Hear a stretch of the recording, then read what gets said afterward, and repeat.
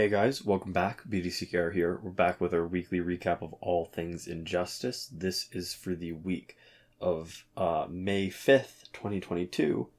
The current character challenge is static. That is a 1 week repeat as always. The required characters for that are Flash, Green Arrow, and Green Lantern, who you can all get at bronze. So you can get them directly from the store, and they're cheap enough that pretty much anybody who's able to complete the challenge stats-wise is going to be able to get these requirements. Which is as we like it. Yeah. So his passive is Aftershock, which is he is immune to power drain. Successfully blocking special attacks generates power for static. He's got 1050 attack and the same amount of health. He was last available on the 8th of July, 2021. He's got really lowish stats. Yeah. Wasn't like that when he first came out, but he's got pretty low stats. And back in the day when he first came out, it wasn't a Tantu Totem world. We used to have a bit of fun with him where you could double his basic damage using a glitch. And we'll link it in the description, mainly for historical value, because even doubling his damage, it's just not that useful in a Tantu Totem specialist kind of world. Yeah. However, his being immune to power drain, it's pretty good. I know that there's some sort of team loadouts where that actually helps you a lot. The problem with it, though, is I guess when you want to play with LexCorp gear set and reversing power drain, if he's wearing it, I think he doesn't actually get any power reversal because nothing would have been drained, is the problem. Generating power by blocking specials is good, unless it's an unblockable special like Ares, where you just need to hope you have enough gears to reduce the damage taken so that you can survive it. And even, I guess, even if it isn't unblockable, you're still taking a decent amount of damage from a special. And it's a sort of passive with diminishing returns. Because at some point, you can't keep on generating power that way because you're going to run out of health. So I think the toughest decision with him is trying to take advantage of his passive and figuring out which way you're going to lean. Do you make him tankier so that he can survive more block specials? Or do you make his specials more powerful, expecting to get lots of power and then taking advantage of it when you get the power to use it? Other point that's interesting with him that's not as interesting with other characters is that his signature gear is really particularly good for him. Because blocking, stopping, 22% more damage. He's got his own area effect, splash damage of 15% damage from Special 2. And he has a 20% chance to reflect all specials while blocking. Yeah. And unlike other damage reflection gears, his 20% is a 1 in 5 chance of reflecting all the damage. Other gears, it usually means like about a 50-50 chance. Right? So he's instead of reflecting, 20% chance reflecting and reflecting 20% damage 100% of the time. Yeah. Yeah. Or 50% of the time and reflecting 20% of the time reflecting half the damage. This is much, much better when it For happens. sure. Yeah. Splash damage, 15% of Special 2 is as good as the Fourth World Godly Mace. So if you're going to focus on Special 2, that would be great. I think, to me, though, the revelation for me was realizing the key for using him effectively is not through his passive. His Special 1, if unblocked, stuns every single time. Even though the stun effect, I don't think is listed on the Special 1 description, and I don't think the damage was reduced for it. Bunch of hits, and that's what the real problem is, that it's multiple hits. Yeah. So to take advantage of what is probably the best stun special, you're going to be generating too much power for your opponent. Which would be fine, I guess, if you could take that opportunity when they're stunned to knock them out. But you're using up at least 1 bar of power, you're using up 1 bar of power to stun them. So you've got at most 2 bars of power left, probably 1 or less, because chances are you're not waiting to get 3 bars before you play off 1, right? So maybe use Cloak or the Scythe with statics, but even then, he's not doing a lot of damage, right? You stun them, you do that, you're not doing enough damage, you're not generating enough power to get another bar back. So yeah, you could tag someone else in, but unless they're a big basic damage dealer, you're not going to get enough damage output, even when you stun. So yeah, that guy that's tagging in, or your teammate that's tagging in, you could do other things to load him with power, but everything comes at a cost, right? You could put in Batgirl, but it costs your teammate slot. You could put in gear slots to have more power and tag in, but it means that you're giving up potential room to stack both Clock and Scythe. Cloak. So the perfect solution, which we're doing a slight change this week. So instead of watching us just cycle through the screens, you're watching a fight using static with the perfect solution, which is Rebirth Raven. Static stuns, gives the opponent enough power to make it worth stealing. Raven steals it and does 2 hits from her special 1 of stunned damaged. But the boosted damage is so high that the first hit is better than most one-hit specials.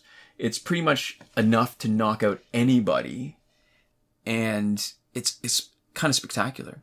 So this is not our usual playing a team to demonstrate. This is our recap. So if we have time, we're going to do a proper video where we talk about the strategy and the advantages and disadvantages of the way we've set up the team, loaded them out, and plan the play of each fight to really maximize it. But this is a pretty spectacular team. So there we go. That's our talk of static. So in terms of the challenge cycle, we've had 2 complete runs of a 43-week cycle. We're 16 weeks into our 3rd cycle, so that's 102 weeks. Coming up on 2 years of an unbroken cycle. Next week, we expect Flashpoint Batman. And just a reminder, 23 characters remain missing from that. 23 challenge characters specifically. Right. This week's multiplayer reward is Ares, whose passive is To the Death, which is when Ares performs the Godsmack special, which is his special 2, it shocks opponents, causing them to lose the ability to block for a limited time. He's got 1,200 attack and 900 health. Was last available on the 30th of September, 2021. So we've had 2 complete cycles of this as well, but there's only 31 rewards in a sequence, and we are 8 weeks into the 3rd cycle, so it's been 70 weeks in a row of that consistent pattern. Right. Next week is one of the 2 most important gears right now, which is Master's Death Card. Right. Not the most important, but an important sort of teammate to the best one. Right. I don't even think I've commented on this before, but I like that the devs had a bit of sense of humor, because Godsmack is 1 letter away from Gobsmack. And I feel like that's a little bit funny. I think it's on purpose? I think it's intentional. It's a joke. Yeah. Stats are low for a multiplayer card, but, his damage is still pretty good, so that makes up for it. And the Godsmack itself is unblockable. But if you do block when he does it, it typically won't crit, so it may not do enough damage to knock you out if you're lucky, because it crits less. But a lot of times he's still going to knock you right out. Then what makes him the perfect teammate for Batgirl, who he can use to his advantage to take advantage of his special 2, makes she's the good teammate for him, and he's a good teammate for her, because she gives him the second bar of power. If his special 2 doesn't knock somebody out because they've got revive, right? Fourth World, Blackest Night, she can tag in for an unblocked Cloak of Destiny, League of Assassins special 1 that does a ton of damage and splash damage. Nice, yeah. Right. And like I said, the revive is his main counter. The problem still becomes, even if Batgirl could come in and finish them off and do a ton of splash damage, he's not that great except for his special 2. Yeah. So once you've exhausted his special 2 and he comes back, and you have to either figure out what you're going to do with him where he's not doing special 2. Like, no revives, boom, boom, boom. Super fast fight. Well, the second you hit revives, you start to run into some friction. Right. So the revives are counter against him, and entry hazards like Gaslight Batman, where you don't get the second bar of power if you're relying on Master's Death Card to give you your second bar of power. Or another entry hazard like Arkham Knight Harley Quinn, so you can't do your special 2 immediately. And we've done lots of variations with this team. We'll link a playlist in the description of a bunch of Ares teams. And originally, as a bigger change of pace, I was going to try to do a team with both static and Ares, right? The 2 rewards for this week. And what was the problem with that? It wasn't very good. It was not a good team. Because you could try to do the same thing for stunning and using Ares as your special specialist and, ramp up the damage. But because he's using his special 2, it's hard to make it worth of both of them being special specialists, because you got to split up the power generation. You can't do it for both of them. Rebirth Raven is so much better with static. So there we go. They're like the perfect couple. Yeah.